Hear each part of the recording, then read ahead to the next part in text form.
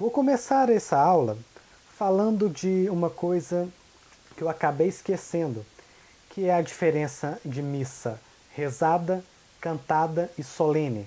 Eu falei isso algumas vezes, vocês perceberam, não sei se vocês perceberam na última aula, que numa missa cantada, que numa missa rezada, afinal de contas, o que é isso? Vamos lá. Uma missa ela pode ser celebrada de três formas: rezada ou lida, cantada ou a missa solene. Numa missa rezada, ela geralmente é comum em paróquias que não têm costume da missa tridentina, como acontece aqui em Divinópolis, em Itaúna. Quase todas as missas que são celebradas aqui são missas rezadas. Uma vez a duas vezes por ano acontece uma missa cantada. E o que é isto? A missa rezada, todo o rito da missa ele é lido. Pode ter alguns cantos, seja para a entrada do padre, que pode ser igual ao que está na missa ou não. É bom que seja coerente, né? Uma música piedosa, seja em gregoriano ou seja em vernáculo. Você pode cantar as partes fixas da missa, como o Kyrie, o Glória, mas no geral ela é lida. Pode cantar os santos? Pode. Mas o rigor é menor do que numa missa cantada. Eu vou explicar. Na missa rezada, por exemplo, aqui em Divinópolis, o coral, que é o coral do Alaor, que faz um excelente trabalho, não só na missa na forma extraordinária, mas na missa na forma ordinária também, como que funciona? Eles cantam uma música para a entrada do padre na procissão, depois cantam o Kyrie. Não cantam o Glória o padre mesmo reza. Depois eles vão cantar apenas o ofertório. Cantam o Sanctus e o Agnus Dei e o Deus de amor, nós te adoramos neste sacramento, que é o Adoro-te Devote em vernáculo, né? Durante a parte da comunhão. E depois o Salve Regina ao final da missa. Ou seja, não tem, é um rigor menor. Na missa rezada, é um padre com no máximo 2 acólitos. Não tem incenso.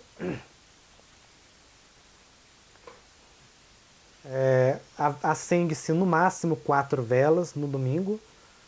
Em dias de semana acende só 2 velas.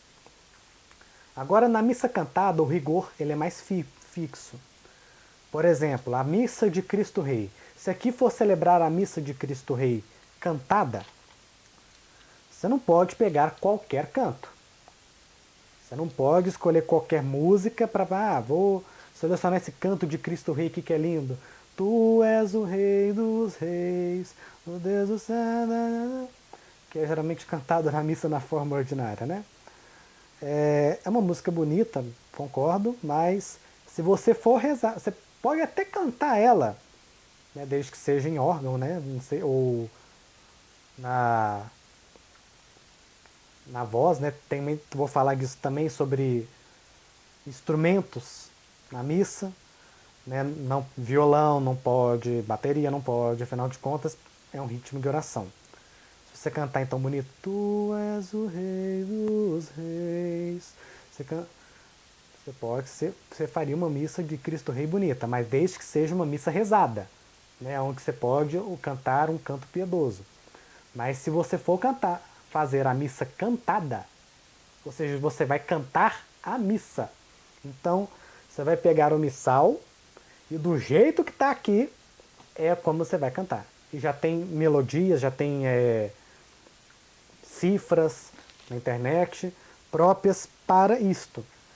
Grandes compositores fizeram missas, né? Mozart foi um dos que mais compuseram missas.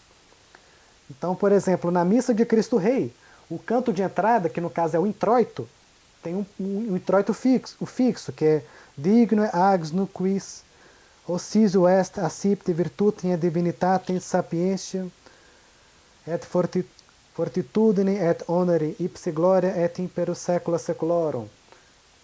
Você vai cantar o que está aqui.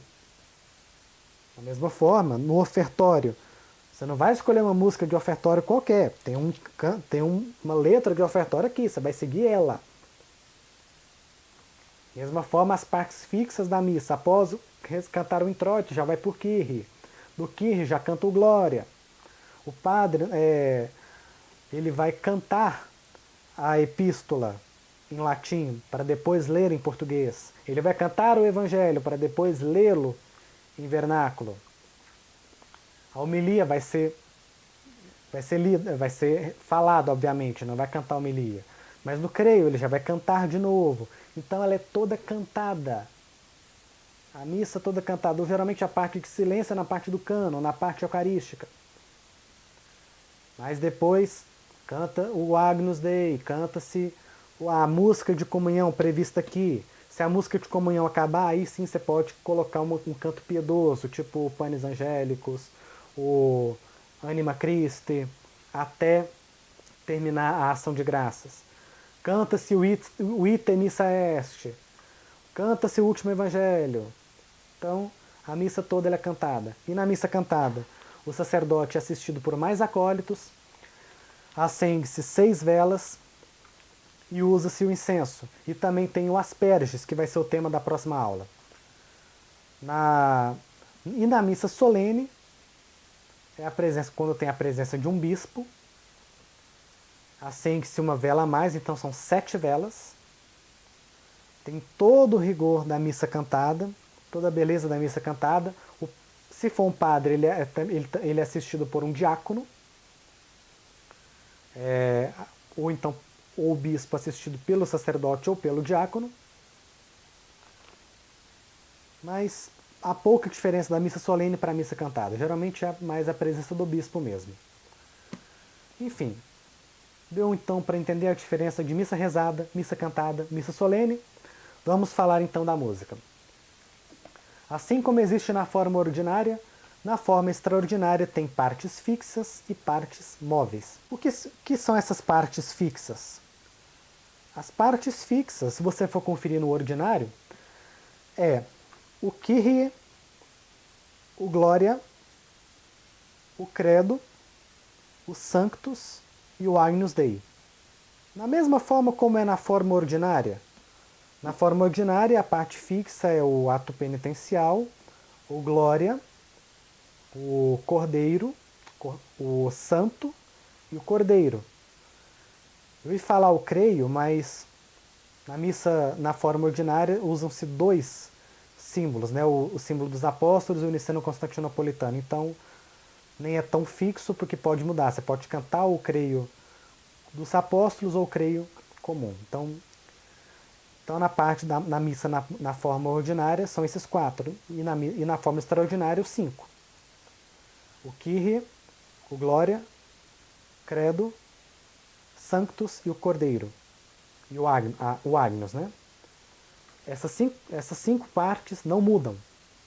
O que está no missal é lido ou é cantado. Do jeito que está aqui, não muda a letra. Então, da mesma forma como é muito censurado na forma ordinária, né, muitos infelizmente acabam inventando atos penitenciais que não existem, glórias que não existem. Na missa na forma extraordinária isso é mais inadmissível ainda. Raramente você vê isso acontecer, eu acho que pelo menos, porque quem procura a missa na forma extraordinária tem pelo menos, busca isso, busca um maior zelo litúrgico. Não que quem assiste a missa na forma ordinária é desleixado. Pelo contrário, tem aqueles que têm todo o cuidado na missa na forma ordinária, que são exímios liturgistas, e existem muitos sacerdotes que têm todo o cuidado. Então, é como eu falei, o problema na missa na forma ordinária não é o rito, e sim o mau uso dele. Mas enfim, existem as partes fixas e as partes móveis. Quais são as partes móveis? O introito, que em uma missa rezada ele é lido após as orações do altar. Antes do Kyrie, ele é lido. Nas missas cantadas, ele é cantado enquanto o sacerdote entra em procissão. O gradual, que é uma espécie de salmo, uma passagem da escritura que é lida após a epístola, na missa rezada é lida ou é cantada na missa cantada. O aleluia, ou o tracto, é uma parte móvel, né, porque muda, depende da missa. O ofertório, que também depende da missa. O canto de comunhão, porque depende da missa. Tem também a sequência, né, que existe em certas festas, como a sequência de Pentecostes, a sequência de Corpus Christi. Então, e também o asperges, porque o asperges cantado durante a Páscoa é diferente do asperges cantado em outro tempo litúrgico, porque é o asperges mi, que é e o vide aquam. É o asperges mi e o vide aquam. Vide aqua cantado na Páscoa e o asperges mi cantado nos outros tempos litúrgicos, que é também, portanto, uma parte móvel. E, então, essas são as partes das missas fixas e móveis. Elas têm suas letras próprias no missal. Em uma missa rezada, você não é obrigado a rezar, a cantar o que está aqui. É bom que mantenha, né, o canto gregoriano, por exemplo, em missas rezadas, que você mantenha o canto gregoriano, cantos populares como na hora da comunhão, por exemplo, Adoro-te devote, Panis Angélicos, Anima Christi, ou até mesmo em vernáculo, Queremos Deus, Glória a Jesus na Hóstia Santa. Enfim, há vários.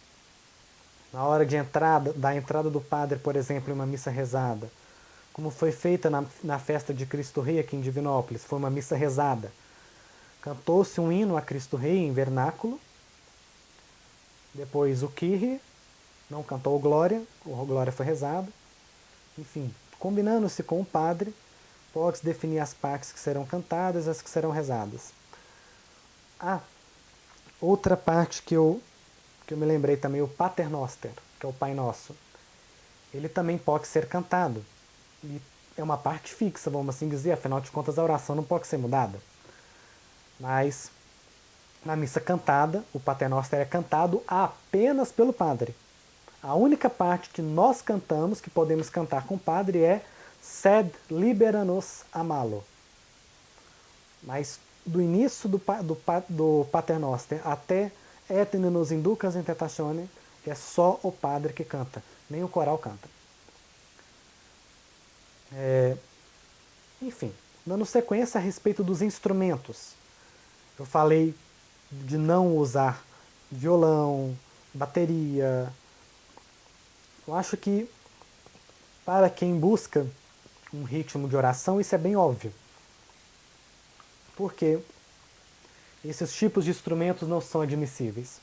Porque produzem um ruído que não atrai a oração. Diferente do que é o órgão, o violino, que estão em harmonia. Na igreja há uma regra de que os instrumentos eles são silenciados no Glória da Quinta-feira Santa. E são tocados de novo apenas no Sábado Santo. Tem esse período em que os instrumentos são silenciados. Na Quaresma, se for usar, usa-se apenas o órgão. Evita-se outros instrumentos como violinos, trompas, qualquer outro instrumento que usa apenas o órgão, o piano.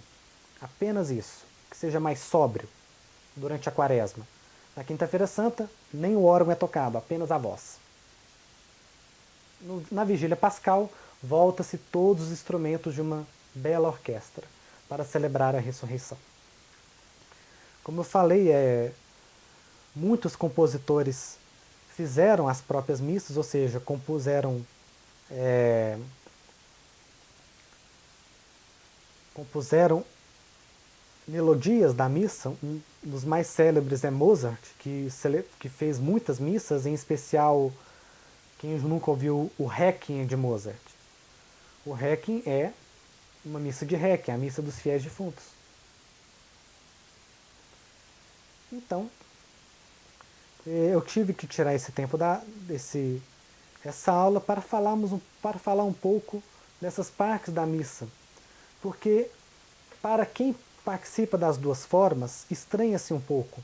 Né? Porque na missa, na forma ordinária, o que o padre fala, a gente responde. O que o padre fala, a gente responde. E a gente segue rigorosamente o que está acontecendo. Enquanto na missa tridentina, o padre celebra aquilo tudo para Deus, oferece a Deus enquanto nós o assistimos em comum acordo no silêncio, contemplando tudo aquilo que está acontecendo, não necessariamente seguindo aquilo que ele está fazendo.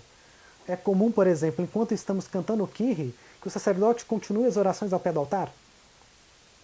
Enquanto estamos em oração, na oração eucarística, adorando, cantando uma oração piedosa, o sacerdote está lá rezando a oração eucarística. Ah, mas isso é um absurdo. Absurdo por quê? A oração eucarística não é para a gente, é para Deus. Se eu quiser acompanhar, beleza, está aqui. Mas a oração eucarística é para Deus. O sacerdote está se oferecendo em persona Christi a Deus.